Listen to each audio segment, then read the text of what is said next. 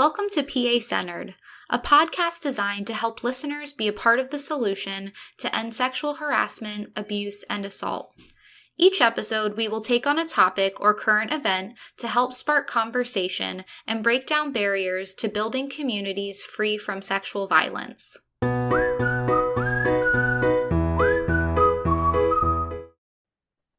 Hi, I'm Mallory Michael. I use she, her pronouns, and I am the Prevention and Evaluation Coordinator at the Pennsylvania Coalition to Advance Respect. I'll be your host today as we're joined by Jaime Cypher to learn and talk about stalking.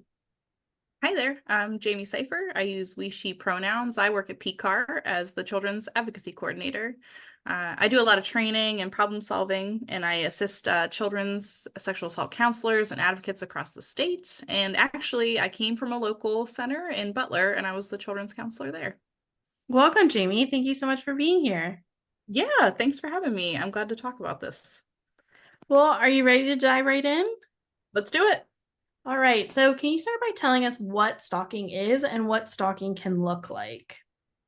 Yes, I can. And to do so, I just want to quote Dr. Lorraine Sheridan, who's a forensic psychologist, a stalking expert. And I think she just encapsulates what stalking is really well. She shares that stalking is difficult to define, and there's no one shared language for describing it. And so as such, victims often feel that no one understands what they're going through.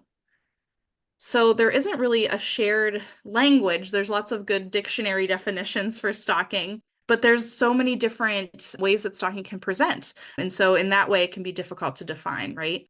In Pennsylvania, we obviously have a stalking law, and that defines the crime as a repeated harassment that creates substantial emotional distress, right? So that emotional distress piece is really large. The law goes on to say that a person is committing the crime of stalking if they demonstrate or communicate either an intent to place another person in reasonable fear of bodily injury or to cause there's this emotional distress to another person.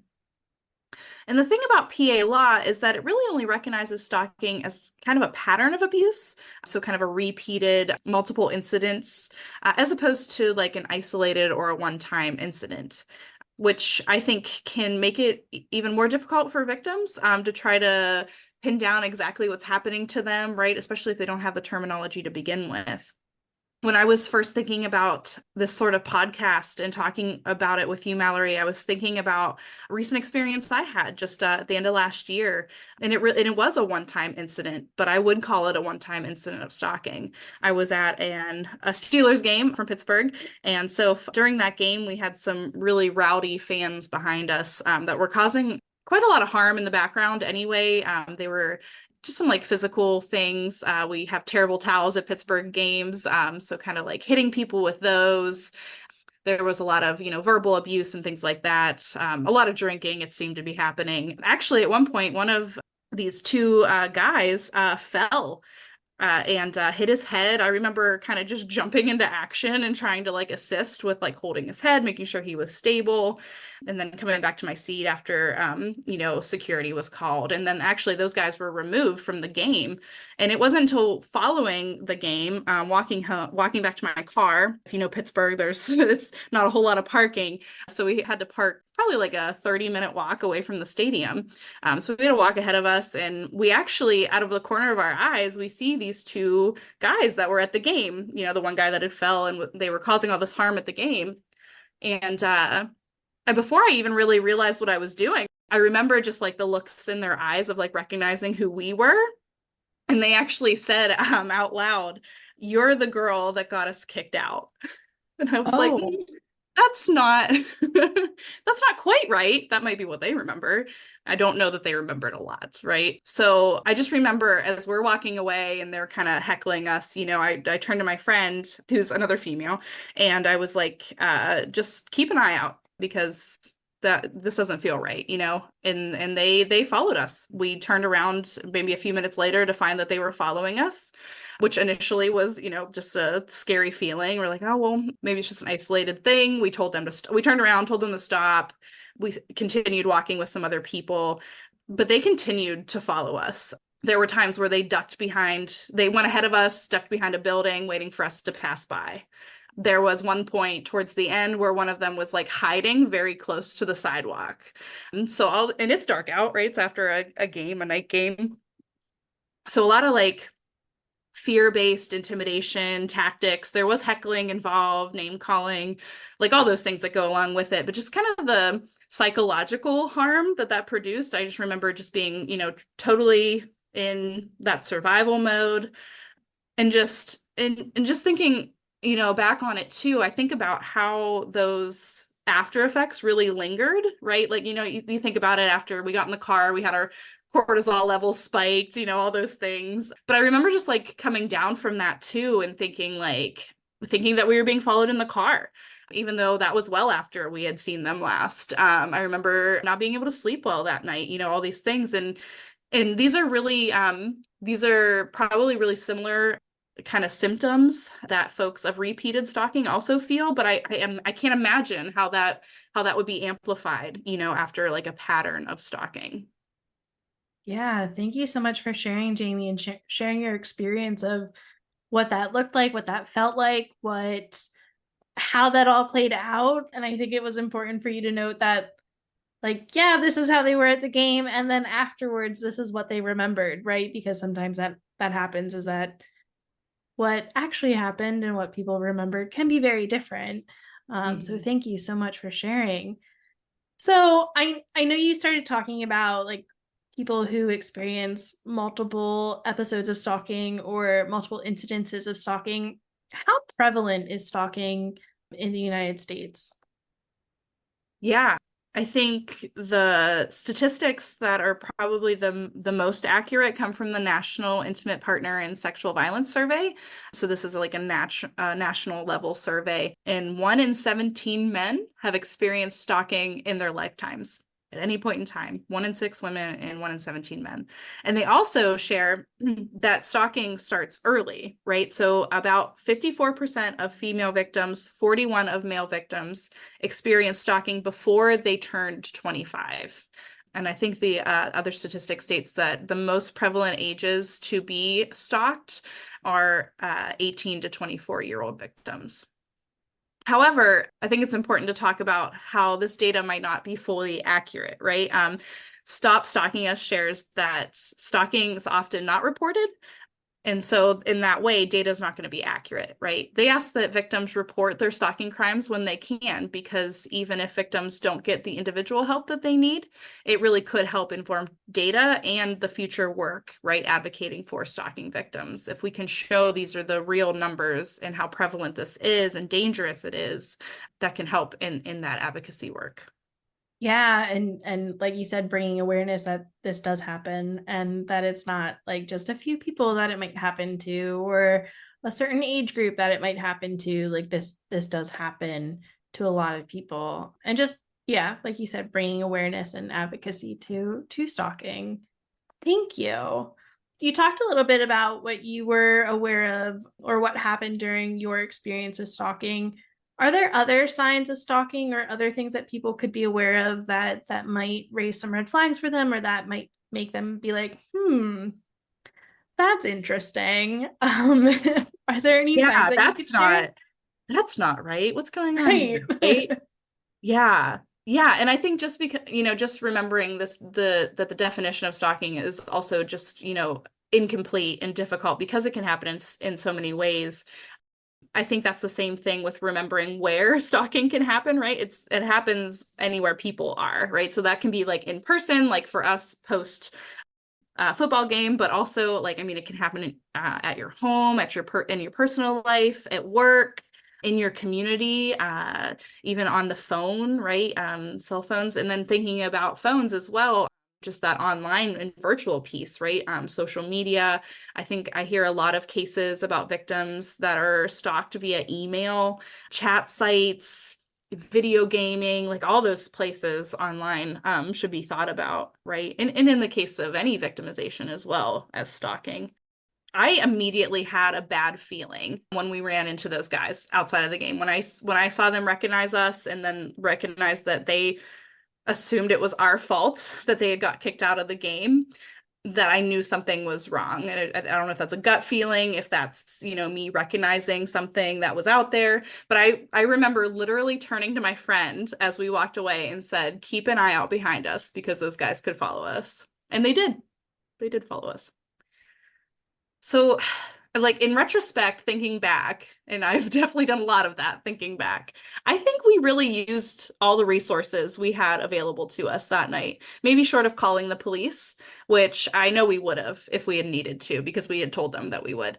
But we asked for help from people around us multiple times. We had no issue raising our voices. My friend actually yelled at one point to get everyone's attention in the area. We never walked alone, and we had our phones ready to call for additional help if needed. In hindsight, I think something that could have been helpful was maybe we could have recorded on our phone. That could have been helpful as like evidence if we had needed it later on. But I also think, if you're recording someone, it feels like a deterrent, right? And maybe location sharing too, right? Like if we had shared our location with a safe person, I think that could have been helpful as well, if not just for peace of mind, but also just having that connection available should anything worse happen. I've done a lot of thinking too when I was thinking about this question. It's like, oh, there were so many things that did and so many people that did. But I will say that trying to reason and utilizing logic with the perpetrators was not helpful at all. I remember at one point we were stopped, trying to get people to stay with us. And I had said to these two men, I'm going to call the police if you continue to follow us. I don't want to do that, but I will. And then I started to plead like you have to know, like maybe if I put this into words, and I said, are you seriously going to follow two girls alone in the dark? Like, obviously this isn't okay, right? But it didn't do anything for us. And they continued to follow us. Logic wasn't something that came into play or was helpful. And I think that can happen probably for a multitude of reasons, right? Like whatever reasons there might be for people to perpetrate violence, mental health, substance use, the general nature of violence and power and oppression, the need to control, all those things being at play. Reasoning was not something that worked for us. And often we hear doesn't work for other victims of stalking as well. Thank you so much for sharing that, Jamie. And you mentioned that you weren't like there were other people around you, but you were technically alone on this journey back to your car. I'm thinking about like if there were other people around you, or if other people might have seen this, like what role do bystanders play in this, or play in seeing stalking happen in front of them? Absolutely. I think, at least in my situation, bystanders were everything for us that in hindsight we didn't use if it had not been the case. And honestly, I think that was the highlight of that experience for me. Just being able to see how supportive and caring and helpful other people can be in those situations. My friend and I jumped in with a couple that held our arms while we were walking with us. I remember the boyfriend calling out the guys. At one point towards the end of the incident, a group of like rather tall people, they actually held up the two guys. This was right after they were hiding, because I remember my friend had said, this is when she yelled loudly, like, these guys are following us and we need help. And one of the tall people were like, do you mean that one over there? And like pointed to the guy hiding behind the bus stall. Like, yeah, gosh, like can't even make it up. Like, and they created a barrier which allowed us to walk away with another couple towards our car while the guys were they were just talking with them and creating that kind of sort of distraction. And honestly, the validation alone was something that I didn't know I needed in that moment. But in retrospect, it was so reassuring in such a scary moment, right? Like, I can't believe this is happening. This is happening. You're not alone, right? That validation was so, so helpful. And I think aside from maybe those things for us, I think about like just bystanders in general in like an in-person stalking incident. I think offering to record for a bystander could be helpful. Even offering distractions in the moment, like those guys did for us, the tall folks, I should say. And then like after the fact too, bystanders can be really helpful, right? Like if they want to stay to speak to law enforcement with the victims, or even maybe write a statement on the victim's behalf. Those things can be really helpful in building a case for a victim of stalking, especially because we know it can often be difficult to prosecute. I will mention too, I'll put a plug in for Defend Yourself. They do really good interactive trainings for bystander intervention, but they also have a lot of good written resources for bystanders as well. Thank you so much, Jamie. And I'm so glad that you got that validation. I feel like a lot of times that's one thing that's missing in a lot of different situations and scenarios for victims, that there isn't that reassurance that like this is wrong and it's like this should not be happening to you.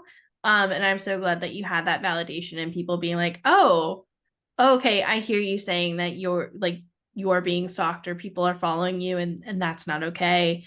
How can I jump in? Are you talking about them? Okay, like let's see what we feel comfortable doing and feel like we're able to do in that situation to help you out. And I think we forget that bystanders, people who are around us, can also play a part, as big or as small as they feel comfortable doing. And I think you provided a lot of great information about what that can look like, what that can sound like, what people are comfortable doing. Thank you. It's such a good point, Mallory, too. I think that often like we think, oh, like as a bystander, I have to do X, Y, and Z, and it makes us really uncomfortable, right? But there are so many like smaller things, or maybe not even smaller things, but just different types of styles of things that you can do. Like if you don't feel like you can say something to the stalkers, can you get somebody else that can? Can you flag down a police car? Can you just walk around and be like a witness, right? To kind of keep an eye on things, because that can be helpful too, right? There's so many different levels of intervention. Yeah, or like pretending to be friends with somebody, or like jumping in, like you said the couple did for you, and allowing you both to grab their arms, or like, there are different ways, right? And they don't have to interact with the harm doers or people who are perpetrating. Like you can do different levels of what you're comfortable with. And I think we forget that sometimes it's just being humans. Like I have to go above and beyond to do everything that I can. And it's like, oh, but is that safe for me? Or do I feel like I am someone who is very confrontational? Or, do I feel like I can say something? Or is it better for me to, pretend to be friends with the people, or, pull them in a different direction, or, different things like that. Exactly. So you mentioned your experience at a rape crisis center. We also work with victim advocacy groups at PCAR. What can those groups do? What could they do to support victims? How can they work within their communities? Is there different resources that might be helpful? Yes, so many. I mean, I think they're building, right? Like the advocacy is there, and we're working towards getting more like awareness and funding behind it, right? And so I mentioned Stop Stalking Us. Stop Stalking Us is an anti-stalking advocacy nonprofit. And on their website, they note that they're devoted to creating community for those impacted by stalking and its aftermath, really important, changing society's perceptions of this dangerous, violent, and often invisible crime, and making meaningful change at the legislative level, right? So there's like all these kind of pieces to that advocacy. But I wanted to mention that Stop Stalking Us recommends that each victim work with a local victim advocacy center. So that could be a rape crisis center in your county. And one of the big proponents of this work should be safety planning together. Of course, it's important to note that each safety plan is going to be different from one stalking victim to the next, because each stalking situation is so different and complex. But their website offers many resources that advocates and victims can utilize together as well. Things like example incident logs to keep track of each stalking incident. They share digital security resources, lots of apps for phones, and then other security measures as well. There's just a plethora of information on there. And I think we can't talk about advocates helping with like safety planning without also talking about how important it is for victims of stalking to find either an advocate, a counselor, a friend, a teacher, whoever that might be, just some other supportive person during their victimization. and afterwards, because stalking really can be such an isolating crime. Like, it's kind of literally the nature of it, right? Is this piece of kind of loneliness and personalness. And it really can hugely affect mental and emotional health of survivors. Thank you so much, Jamie. Those sound like amazing resources and ones that I think would be helpful no matter what age group you're in or where you might be located. Like if you're on a college campus or maybe you're just living your life in a big old city, whatever it might be, they sound like really beneficial resources. And for folks who are listening, we'll add that information into our notes for you to access. Jamie, thank you so much for joining us to talk about stalking, sharing your experience, and sharing a lot of wonderful information for folks. Yes, absolutely. Thank you for having me. And, just remember that there is no one look to a stalking survivor. It can happen to anybody, right? And so if this is happening to you, you're not alone, and there's people out there that can help. That's all the time we have today, but thanks for listening to this episode of PA Centered. You can learn more and read the stories of victims at Stop Stalking Us website, stopstalkingus.com. You can check out more on our website at www.pcar-respecttogether.org. Bye, everybody. Bye.